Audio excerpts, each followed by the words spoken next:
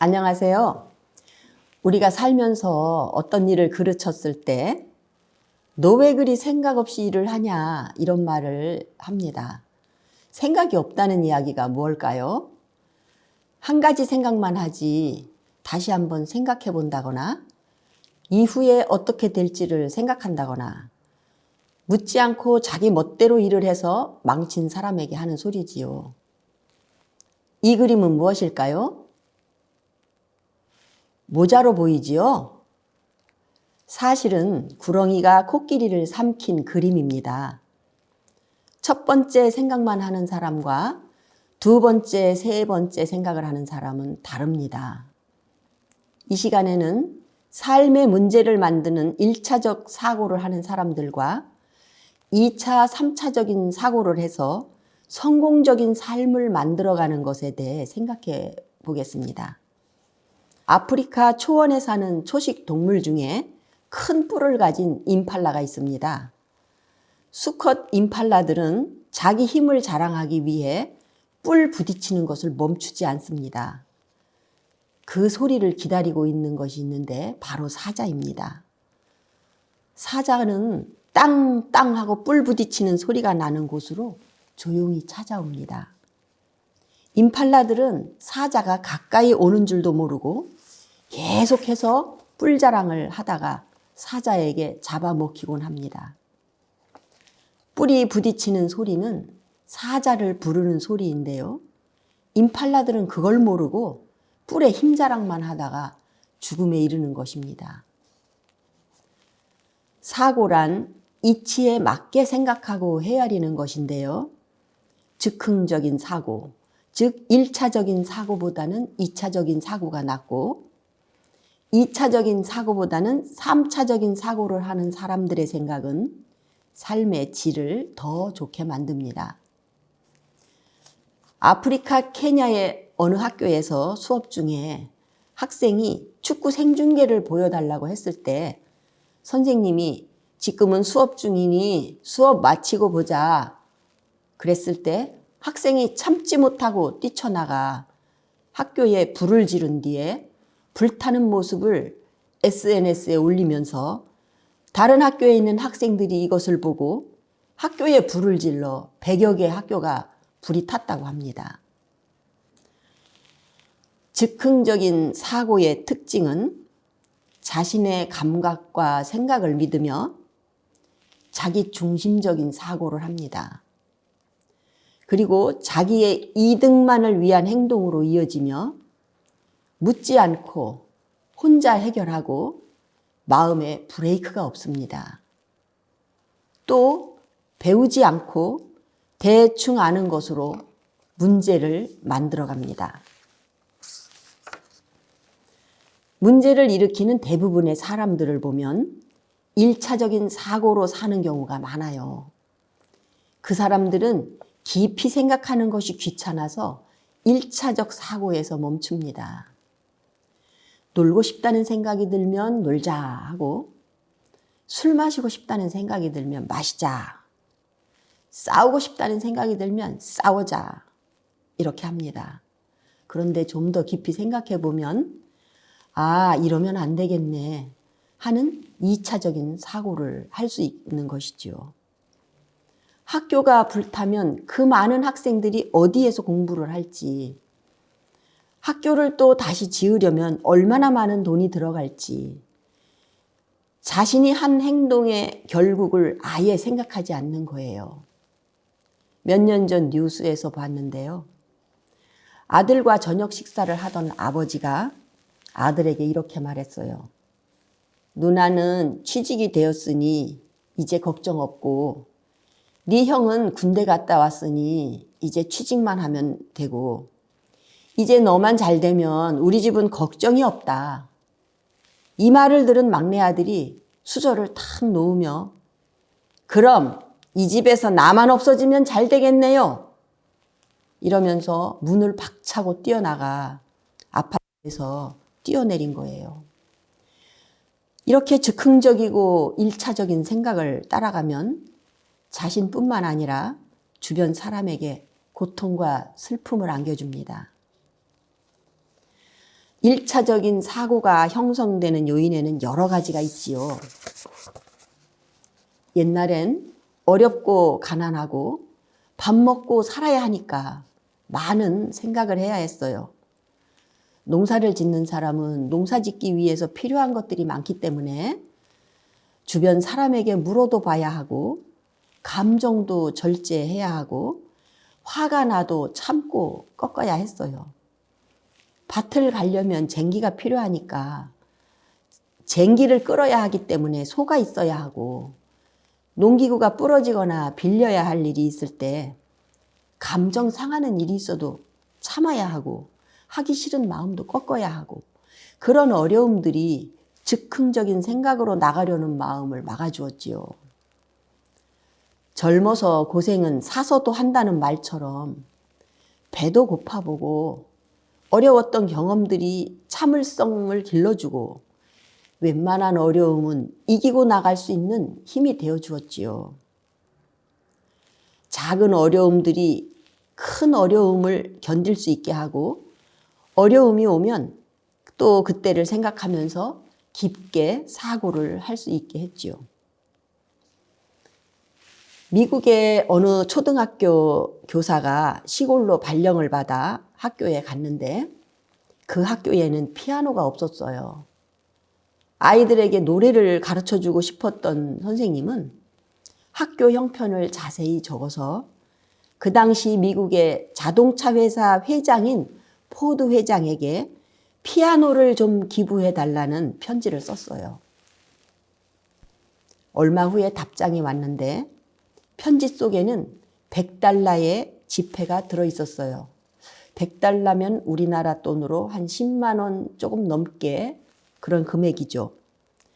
선생님이 이 돈을 어떻게 할까 고민하다가 학교 뒤의 텃밭에 땅콩 씨앗을 사다가 심었어요. 아이들과 함께 땅콩 농사를 지어 수확하고 다음에 또다시 씨를 뿌려 수확하고 이렇게 몇 년을 농사지어 모으니 피아노 살 돈이 마련된 거예요. 그래서 감사의 편지를 포드 회장에게 보냈더니 답장이 온 거예요. 그 포드 회장의 편지 속에는 $10,000와 함께 아래와 같이 적혀 있었어요. $10,000면은 우리나라 돈으로 1,000만 원 이상 되는 금액이죠. 존경하는 선생님께 선생님 같으신 분이 미국에 있다는 것이 저는 너무 자랑스럽습니다. 선생님 같으신 분은 처음입니다. 많은 분들이 내게 도움을 요청하지만 $100의 물질을 드리면 다들 금액이 적다고 투덜대거나 저에 대해 마음문을 닫고 나를 모르는 척 하시더군요. 그런데 선생님은 내가 보내드린 적은 기부금에 대해서도 감사해 하시고 학생들과 땀 흘려 일해 이익 낸 이야기까지 들려주시니 제가 감동을 받았습니다. 앞으로 도움을 청하시면 액수와 상관없이 제가 책임을 지겠습니다. 이런 내용의 편지였어요.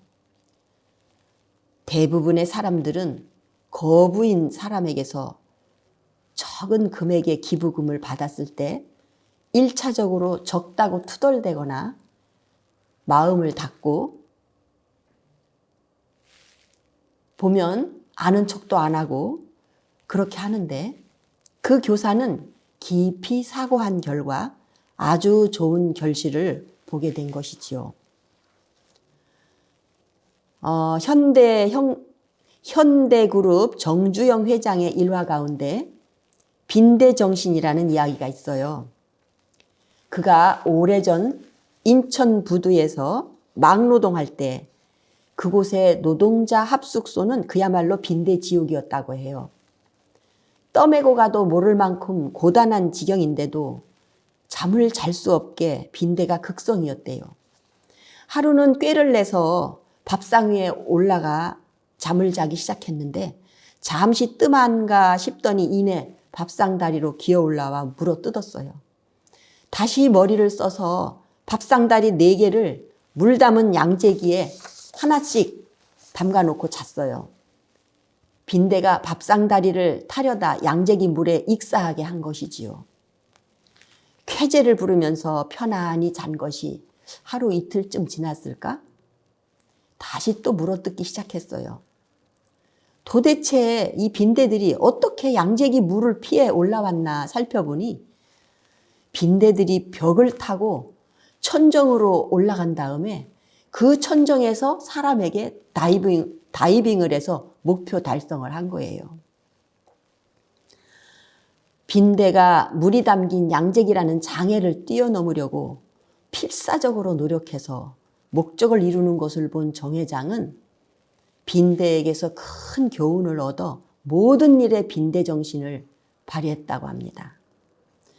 정 회장은 빈대에게서도 교훈을 얻을 수 있는 낮고 가난하고 겸비한 마음을 가졌어요.